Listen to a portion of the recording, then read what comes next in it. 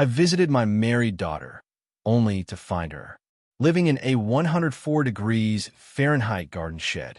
Her rich in-laws said she's not really family. I took her home without a word. Then their faces turned pale. But before I begin, please like and subscribe to the channel. And we'd love to hear which part of the world are you joining us from. Let us know. Now, let's dive into today's story.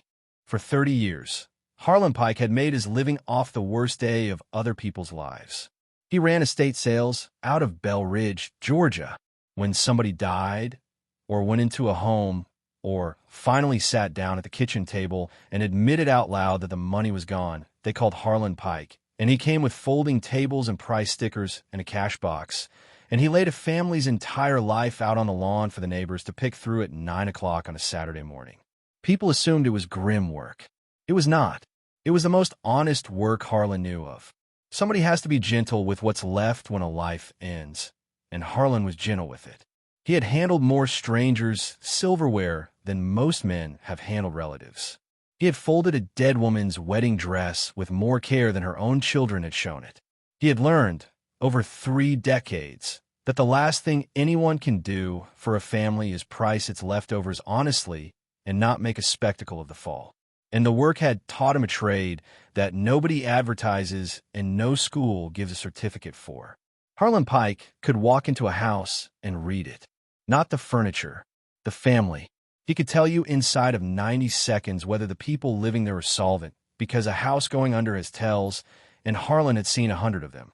Pale rectangles on the wallpaper were the good paintings used to hang, sun-bleached shadows in the shape of frames that weren't there anymore.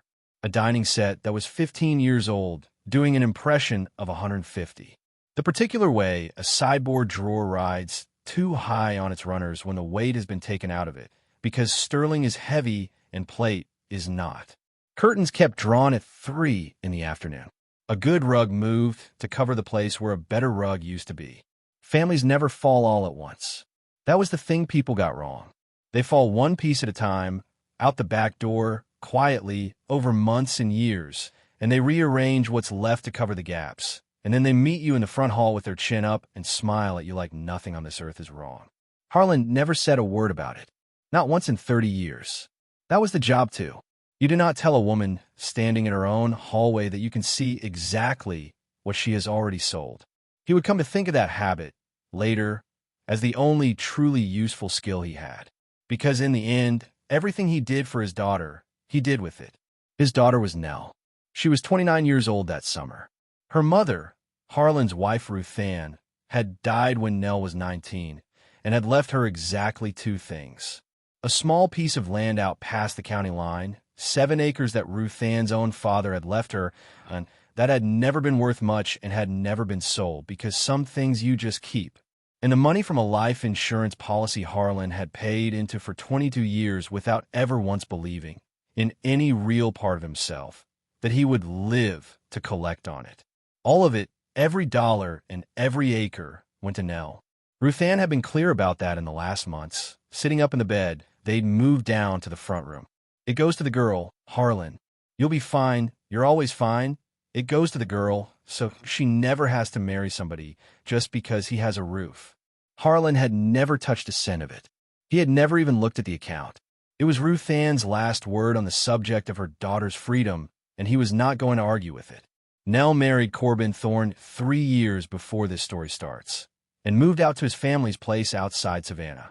The Thornes were old Georgia money, or, more precisely, the Thornes had spent about 100 years persuading everybody within 40 miles that they were old Georgia money, which is a different thing that looks identical from the road. Their house had a name, Ardmore. Harlan had noticed that at the wedding and filed it away without comment, because in his experience, anybody who names their house is telling you something about themselves, and it is almost never the thing they think they're telling you. That August, the radio would not stop talking about the heat.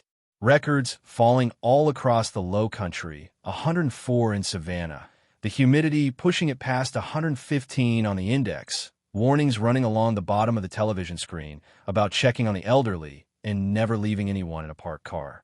And for 3 weeks, Harlan's daughter did not call him. Her text came back. That was the thing. She always answered. But the answers were short, and they were careful, and careful was the word that would not leave Harlan alone. Busy with the house, Daddy. Corbin's traveling a lot. Talk soon. Love you. Nell Pike had never been careful with her father a single day in her life. That girl had argued him to a standstill over the price of a depression glass bowl when she was 11 years old and had been right, and he had paid her the $2 he'd underpriced it by, out of his own pocket, on principle. She had told him at 22 that he needed to shower more and dress better if he ever wanted to be taken seriously by the Charleston houses, and she had been right about that too. Careful was not a word that fit anywhere near his daughter. So on a Thursday morning in August, with the radio saying 104 in Savannah, Harlan Pike got into his truck and drove 3 hours without calling ahead. Adele Thorne met him at the door with her manners on. She was 61, and she wore her hair a lacquered helmet that had not moved in a decade, and within the first 11 seconds of Harlan standing on her porch, she had called him, pleasantly, Nell's people, the way a person might name a brand of feed. Harlan, what a surprise. Her voice made surprise sound like a small mess somebody had tracked in. You really should have called ahead. We'd have been ready for you. Nell's out back in a guest accommodation at the moment. We've had family staying, you understand. It's been a full house.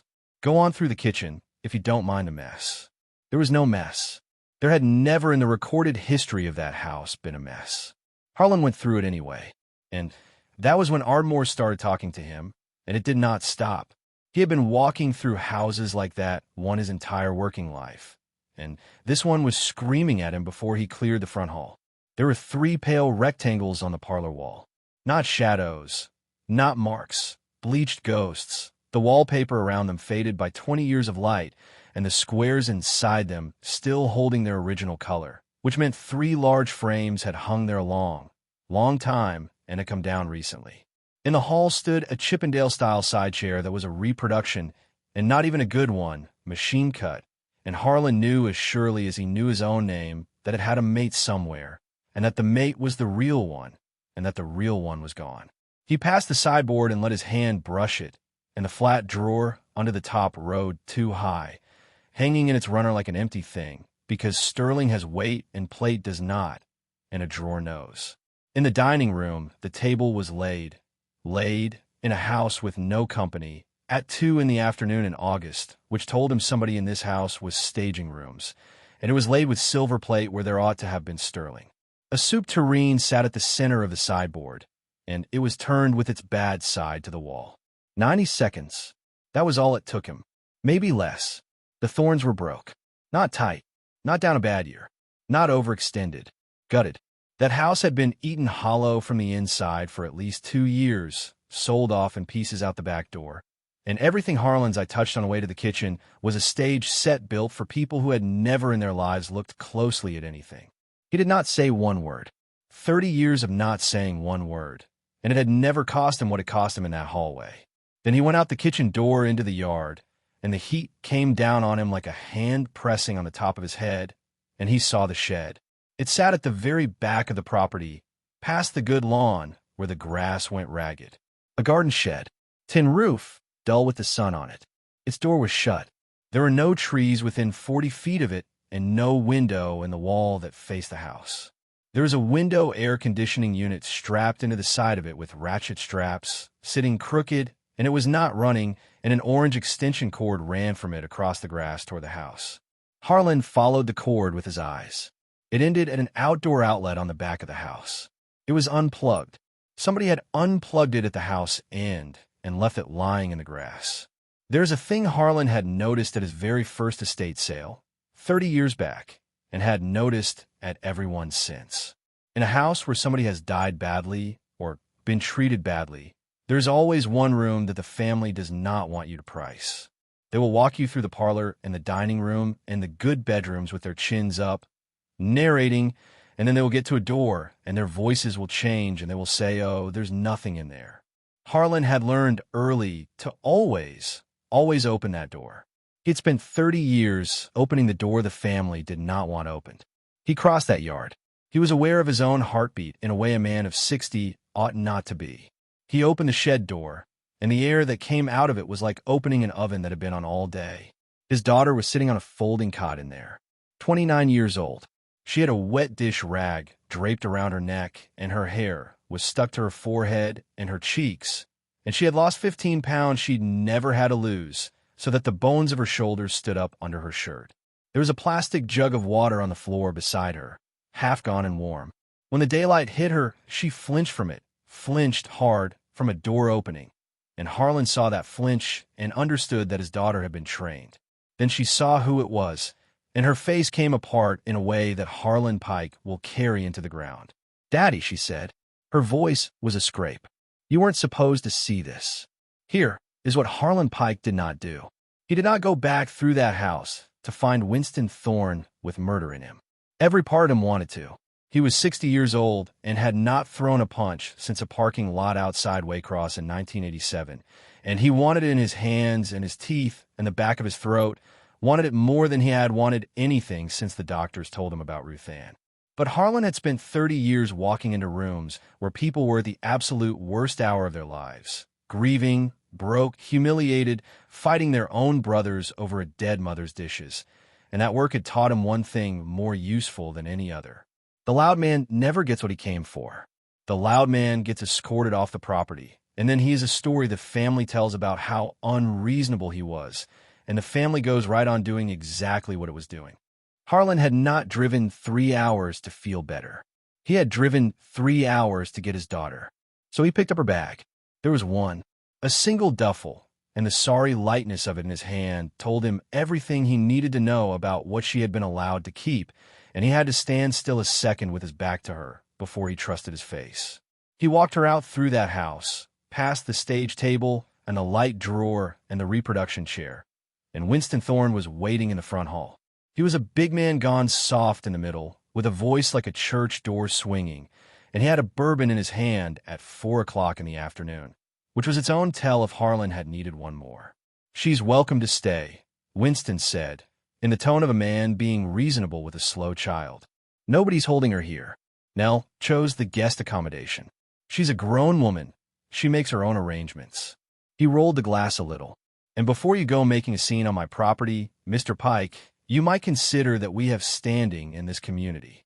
Friends, people who matter listen to us." Behind him, Adele added, in her sweetest voice, the sentence that Harlan would take out and look at many times over the following weeks. "It's simply appropriate to the contribution, Harlan. That's all it's ever been. Appropriate to the contribution." Harlan stood there in that hall a moment. He looked, without hurrying, at the 3 bleached rectangles on the parlor wall. He looked at the machine-cut chair with no mate. He looked at the sideboard with its high, light drawer, and past it at the tureen turned with its bad side to the wall.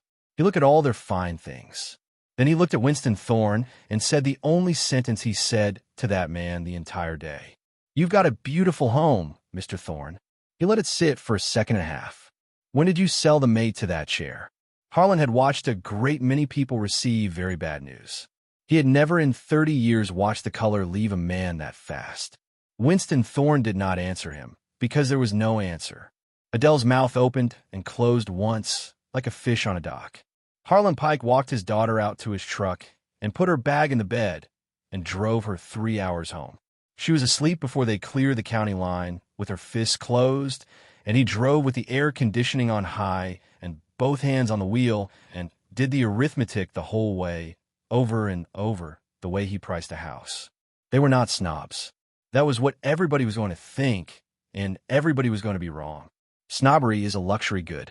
Snobbery costs money, and it is something you do from a position of comfort, and drowning people do not sneer. Drowning people grab. They grab hold of whoever is closest, and they climb, and they push that person down to get their own head above water, and they tell themselves a story about it the whole time. His daughter had walked into that house 3 years ago, carrying the only clean money left anywhere in it. Ruth Ann's money, and they had put her in a shed in 104 degrees and taken the extension cord out of the wall. They were not punishing her. They were squeezing her. It took Nell 4 days at Harlan's kitchen table to tell him all of it, and he let it come at her speed because he had sat with a great many people on the worst day of their lives, and the one thing you can never do is hurry them. It had started small. It always starts small. That is the whole design. Alone, the first year, just till spring and Corbin's mother crying at that beautiful stage table about the taxes, about how humiliating it was to have to ask, about how family helps family. Then the property taxes on Ardmore again, the following year, because a house like that is a burden as much as a blessing, Nell. You'll understand when you've had a while. Then Ruth Ann's 7 acres out past the county line sold because Winston knew a man, and it was a good time to be liquid.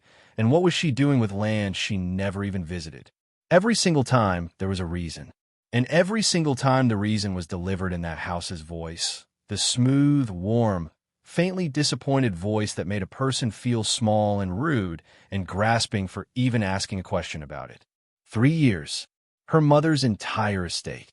All of it gone into Ardmore's walls like water poured into sand. And when there was nothing left in her to give voluntarily, they had moved her out of the house. It was gradual, Nell said. She kept apologizing. That was the part that took the wind out of Harlan and never entirely gave it back. His own girl, sitting at his table, apologizing to him. Daddy, every single step was so small. First it was that I should ask before I used the kitchen, because Adele had a system. Then it was better if I ate after them, so the meal wasn't disrupted.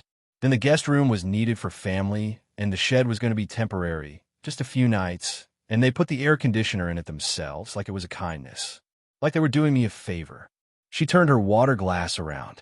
If they'd done it all at once, I'd have walked out the first day. Nobody ever does it all at once. Why didn't you call me? Harlan asked.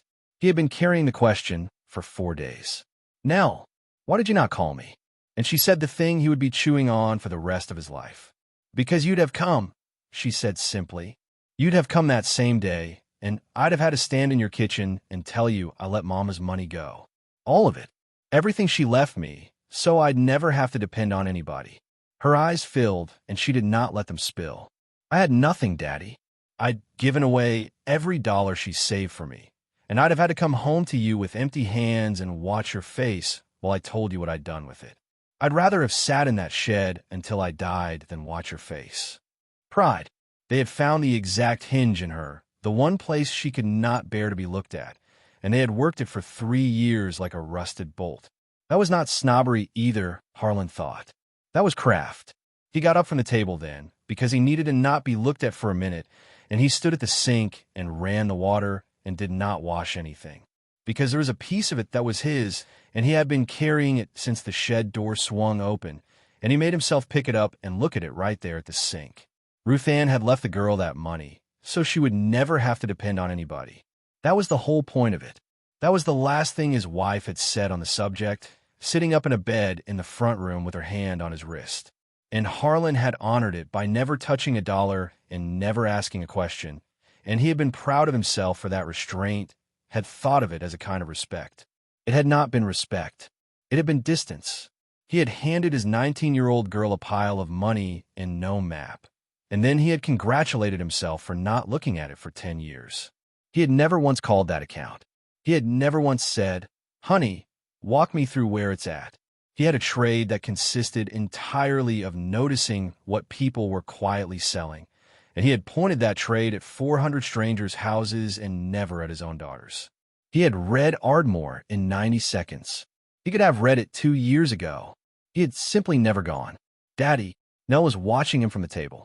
I can hear you doing that. Doing what? Making it yours. She wiped her face with the heel of her hand. Don't. That's what they do. They put it on whoever will carry it. He stood there with the water running a while longer. Then he shut it off and came back and sat down, because she was right, and because a man can be wrong about something for 10 years and still be the only person who shows up at 104 degrees, and both of those can be true at the same time. But he did not forgive himself for it, then or after. He simply set it down where he could reach it. There's a use for a thing like that if you keep it close and do not let it eat you. It keeps you moving when the work gets slow. Now, and Harlan wants this part told plainly, because people build it up into something it wasn't. What he did next was not clever. He did not hire anybody. He did not creep around anybody's property in the dark. He did not have a single skill that 100,000 other men in Georgia don't have. He made phone calls to people in his own trade. That is the thing about 30 years of estate sales in one state. Harlan Pike was not a man who had contacts in the antiques business. Harlan Pike was the antiques business. He knew every auction house from Augusta to Valdosta by the first name of whoever ran the floor. He knew the consignment women who never put the good pieces in the window. He knew the man in Macon who bought estate jewelry quietly and asked no questions, and the two brothers outside Athens who moved furniture that families didn't want traced, and the appraiser in Charleston who owed him a favor from 2009 and had been waiting 15 years for Harlan to call it in. And here's the truth about a family that is selling itself off in secret. They cannot actually do it in secret. Not really. Every single thing they sneak out the back door has to come in through somebody else's front door. It has to be appraised and consigned and cataloged and sold. It leaves a paper trail through a dozen small businesses run by people who have all, at one time or another, had coffee with Harlan Pike. It took him 9 days on the telephone, and he built the whole picture out of pieces, the way you rebuild a broken tureen on a workbench. He did it from his own kitchen, with a legal pad and a pot of coffee, calling men and women he had known for 20 and 30 years, and not one of them asked him why. That is the other thing about a trade. You do not have to explain yourself to people who have watched you price a dead woman's dishes with your hat off. The Charleston man remembered the portraits because of the frames. Big gilt things, he said, and the seller had wanted the frames back, which nobody ever wants, and Harlan wrote that down and underlined it, because a man who sells the painting and keeps the frame is a man who intends to hang something in that spot again someday. Winston Thorne had been telling himself the whole time that it was temporary. The Atlanta dealer remembered the chair. He remembered it because the seller had shown up personally, in a good suit, at 8 in the morning, and had not haggled. People who do not haggle are people who cannot afford to be seen negotiating. The woman outside Athens remembered the silver, all 3 lots, and she remembered because of a small thing. The second time, the pieces had been polished. Somebody had sat down in that house and polished sterling before selling it, which is the most useless act in the world since the buyer melts or resells it either way. She had thought at the time, she told Harlan, that whoever was had been saying goodbye to it. Harlan wrote that down too, and sat with it a minute, and did not feel one thing about it that resembled sympathy.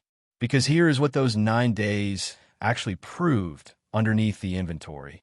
Those people knew. They had known for 2 full years. Every single time they had sat my daughter down at that beautiful stage table and cried about the taxes, Harlan thought they had already sold the portraits off the wall behind her head. They were not a family that had fallen on hard times and made an ugly decision in a panic. They were a family that had been quietly, methodically drowning for 24 months while performing wealth at a 19-year-old's daughter, and had decided, somewhere in there, that the girl who married in was a resource. The silver had been polished. That was the detail that stayed with him. They had polished it and cried about the taxes and put her in a shed. A pair of oil portraits out of Ardmore, sold through a house in Charleston 22 months back. The real Chippendale, the mate to the sad reproduction in the hall, gone 18 months, bought by a dealer in Atlanta who described the seller as a very proud gentleman who wanted it handled discreetly. The sterling in 3 separate lots across 14 months because nobody who knows anything dumps a whole service at once. It looks desperate, and desperate costs you 30%. A federal secretary, 2 rugs, a clock. Somebody had been bleeding that house dry for 2 solid years, one careful piece at a time, exactly the way Harlan had read it in 90 seconds standing in the hall in August. Then he drove to the county courthouse and pulled what any citizen with $4 in an afternoon can pull. The deed, the liens. And there, in the public record, was the piece that made the whole ugly shape snap into focus. Ardmore was mortgaged past its own roofline, and there was a balloon payment coming due in October. Harlan sat in his truck in the courthouse parking lot for a long time with that paper on the seat beside him. That was what a shed in August was. It was not cruelty for its own sake. It was a deadline. They needed one more infusion, one last signature on the last of Ruth Ann's money, before that note came due in October, and the only asset still within reach of that house was Harlan's daughter, and she had already given them everything a person can give voluntarily. So they had moved on to the other kind of giving. He took all of it to a lawyer in Bell Ridge named Connie Barlow, a small, brisk woman in her 50s who had been entirely unimpressed by wealthy people for her whole career and had made a nice living out of it. She took the box and told him to go home and stop hovering. 3 days later, she called him in, and she put a single page on the desk between them and turned it around so it faced him. "Harlan," she said, "I want to be straight with you about the shed, because you're going to hate it. The shed is ugly. The shed is monstrous. And the shed is hard to charge." She held up a hand before he could speak. Nell is a competent adult. Their lawyer will stand up in front of a judge and say she was free to walk out any hour of any day, that nobody locked that door, that she made her own arrangements. Juries hate that argument. Judges have to respect it. I'm not telling you it's impossible. I'm telling you it's a fight, and it's a fight where they get to talk about her choices. She tapped the page. "But this," she said, "this isn't ugly. This is criminal." It was a transfer authorization moving the last of Ruth Ann's account, and it was dated in June, and at the bottom of it, in a careful looping hand, was Nell Pike's name. Nell had never seen the document. Nell had never signed anything of the kind. Somebody in that house had gotten tired of waiting for her to break, and had simply sat down and written her name themselves. "That's forgery," Connie said. "That's fraud. That's financial exploitation, and depending on how many hands touched it, that's conspiracy." She sat back. "In forgery, Harlan, does not care one solitary bit how competent an adult your daughter is. Forgery only cares whose hand held the pen." Corbin Thorne came to Harlan's house on the 11th day. Harlan let him stand on the porch a while first. Not to be cruel. He just needed the time. Corbin was not a monster. Harlan wanted to be fair about that, then and now, because being unfair would have been the easiest thing in the world and would have cost him the truth. Corbin Thorne was a man who had been raised inside that house by those two people to believe that the family name was the only thing about him worth anything, and who had never in 34 years been required to find out what else he might be made of. He stood on Harlan's porch in the heat, and he cried, and the words came out of him in a rush, that he had been going to fix it, that he had been looking for the right moment, that his father was impossible, that his mother was worse, that he never thought it would go as far as the shed. Harlan let him say all of it. Then he asked one question. "How many nights?" Corbin stopped. "What? How many nights did my daughter sleep in that shed?" Harlan said, "While you slept in the house." Corbin didn't answer. "That's the number," Harlan told him. "That's the only number in this whole thing that belongs to you. Not your daddy's number. Not your mama's. Every night, you had a bed with a ceiling over it, and she had a tin roof and an extension cord that somebody kept pulling out of the wall. And every single night you got into that bed, son, you voted.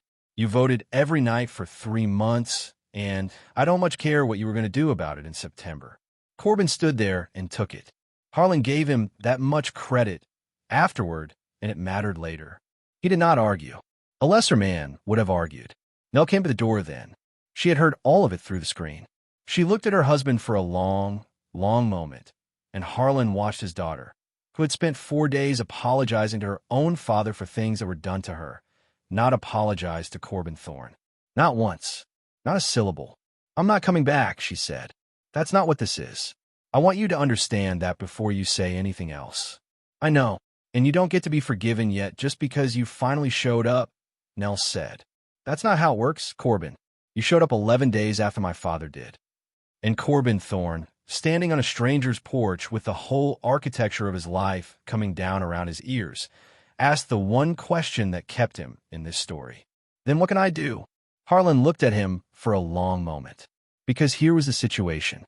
Harlan had the trade's word on the liquidation, 9 days of it, from a dozen dealers who would say it in a deposition. He had the courthouse paper on the mortgage and the balloon. Connie had the forged transfer, which was the spine of the whole thing. But the loan file, the whole file, the correspondence, the thing that would tell a district attorney exactly what those people knew and exactly when they knew it and exactly why they were in such a hurry that summer, that was sitting inside Ardmore in Winston Thorne's study in a house Harlan had no legal way to enter. "You can bring me your father's file," Harlan said. "All of it. Every page. Knowing exactly what it does to your name when you hand it to me." Corbin looked at him, and Harlan watched him understand precisely what was being asked of him. Harlan Pike was asking him to go into his father's study and pick up the shovel and dig his own family's grave, and then carry the dirt out in his arms. He was back in 41 hours. He did not knock. He sat in his truck at the end of Harlan's drive at 5 in the morning with the box on the passenger seat and waited for the kitchen light to come on. And when Harlan came out onto the porch with 2 cups of coffee, Corbin Thorne was standing there holding 2 years of his father's correspondence in a liquor store box with the flaps folded over each other. His hands are not steady. He had not slept, and it showed. "It's all of it," he said. "I didn't read past the first few. I couldn't." He swallowed. "There's one in there for my mother. Handwritten. You'll know it when you see it." He looked at the box like it might go off. "I want to be able to tell you I did this for the right reason. I've been driving around all night trying to get there, and I can't. I think I did it because I finally got scared of what I'd be if I didn't." Harlan took the box out of his arms and set it down on the porch boards and handed him one of the coffees. "That'll do," he said. "That's most of what courage is anyway, son. Fella who isn't scared isn't brave. He's just not paying attention." Corbin stood on that porch and drank a cup of coffee he did not want. And then he got his truck and went to work a shift he did not have to work. And Harlan carried 2 years of the Thorne family into his kitchen and set it on the table where his wife used to snap beans and turn on the light and started reading. The file was worse than Harlan had guessed and better than he had hoped. 2 years of correspondence with the bank. 2 years of Winston Thorne promising an infusion that was always 6 weeks out, always nearly finalized, always coming. Letters that started out lordly and got, quarter by quarter, more frightened, until by the last spring the man was writing to a loan officer half his age like a beggar at a gate. In the final 4 months, when the balloon payment stopped being a distant horizon and became a date on a calendar, the letters between Winston and Adele and their own family lawyer stopped being careful at all. It was all there. The plan to have Nell's remainder moved before October.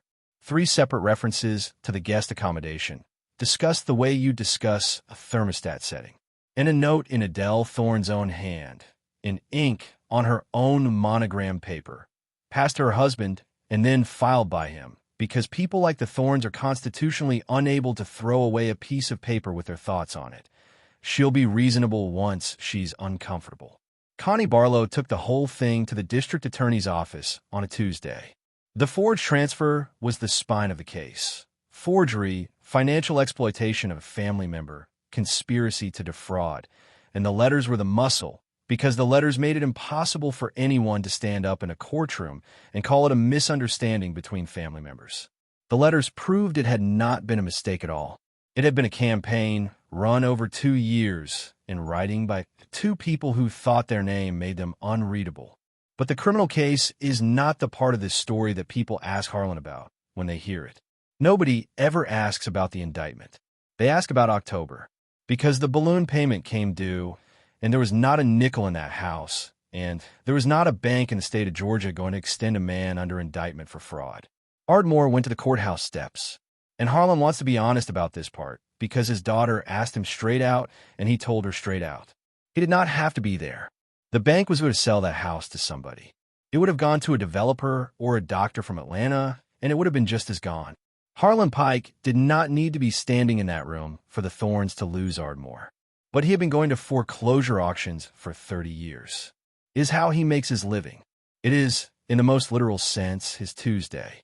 And when the Ardmore contents came up as a separate lot, as they always do, because a house and its guts get split, the real property to one buyer and the personal property to another, there was exactly one man in that room who knew, to the dollar, what was actually inside that house and what was not. Everybody else in the room was bidding on a legend. They were bidding on the Thorne name, and the portraits they assumed were still on the walls, and the sterling they assumed was still in the drawer. Harlan was bidding on an inventory he had read in 90 seconds, in a hallway, in August, while carrying his daughter's duffel bag. He bought the entire contents of Ardmore for less than the Thornes had spent on their last Christmas party. They ran the sale on a Saturday in November on the front lawn, the way Harlan had run 400 of them. Folding tables in 2 long rows down the grass. Price stickers, the orange ones. The cash box on a card table under the blue canopy, with 2 of his girls working the register and a 3rd watching the small items. Cardboard signs zip-tied to the fence at the end of the drive, hand-lettered the night before, saying the same sentence Harlan signs have said for 30 years, because it is the only completely honest sentence in the entire business. Half the county came, not to buy. Harlan understood that, and so did everybody else. They came to walk through Ardmore. For 60 years, those people have been quietly informing everyone within 40 miles that they were made of finer material. And for one Saturday in November, for the price of parking on the grass, the entire county got to walk through the front hall with a paper cup of lemonade in their hand and pick up the soup tureen and turn it around and look at its bad side. And that is when they all found out. Every one of them, at once, standing in that parlor. The bleached rectangles on the wallpaper. The machine-cut chair with no mate. The drawers that rode too high. The plate laid where Sterling ought to be. There was nothing in that house. There had been nothing in that house for 2 years. The Thorns had not been wealthy in a long, long time. They had just been loud. Harlan heard it move through the crowd like weather from room to room all morning. Well, would you look at that? Would you just look? Nell was there that day. Harlan had not asked her to come and would not have.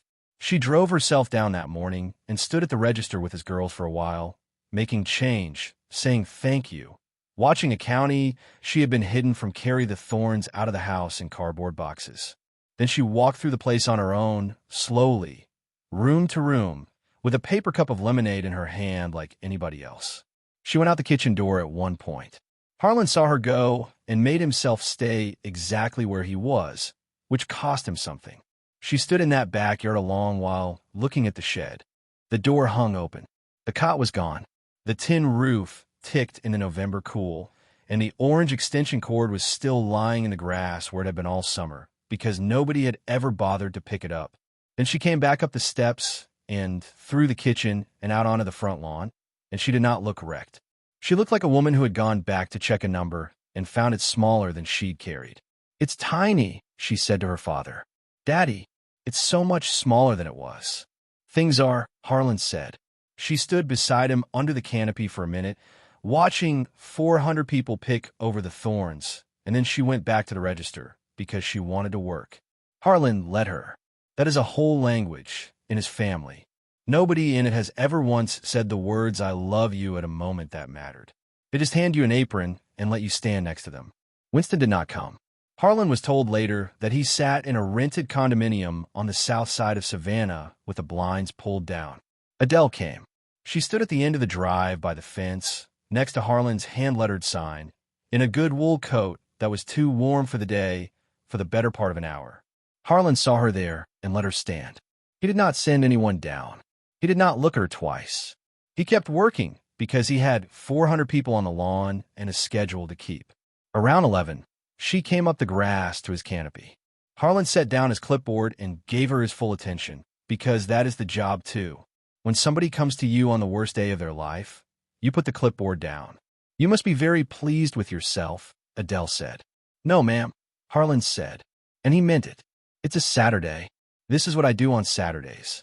She looked past him, out at the tables, at her mother's linens with an orange sticker on them, at 60 years of accumulated thorn, laid out on folding tables in ballpoint and marked down by a man she had once called, on her own porch, Nell's people. "You couldn't possibly understand what you've taken from us," she said. "Mrs. Thorne." Harlan turned and looked out at the lawn with her, side by side, the way you stand with somebody at a graveside. "I've done 400 of these, so I'll tell you what I know, since you asked me." He watched a young couple carry a mirror down the porch steps. "In 30 years," he said, "I have never once seen a family go under on account of money. Not once. Money is just weather. Everybody gets rained on." He let that sit. A family goes under on the day it decides there's somebody inside it who's worth less than the rest of them. That's the day. Everything after that is just paperwork in time. He turned his head and looked at her. "You had a girl in your house who handed you every dollar she had in this world and never asked you for one thing back. Not one. And you put her in a shed and you pulled the cord out of the wall." He shrugged, and it was not unkind, which was somehow worse. "That's the day you were finished, ma'am. Not today. That day. Today's just the sale." Adele Thorne did not have anything for that.